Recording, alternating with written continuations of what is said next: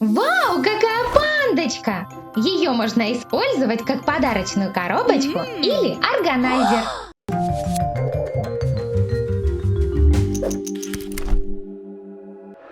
Всем привет! Если у вас есть коробочка и вы не знаете, что с ней сделать, ловите отличную идею, как ее применить.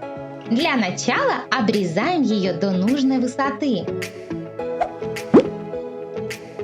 Чтобы сделать надрез, мы использовали маникюрные ножнички.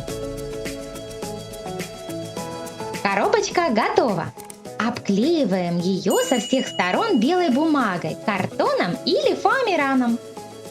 По традиции передаем приветы. Спасибо за вашу активность и комментарии. Мы стараемся для вас. Из белого картона вырезаем голову панды. Ушки, глазки и носик из черной бумаги. А можно просто нарисовать черным маркером или фломастером. А вы уже подписались на наш канал? Нажимайте на колокольчик, чтобы смотреть наши новые ролики. Реснички и ротик рисуем черным фломастером. Из розовой бумаги вырезаем бантик и клеим его вот так.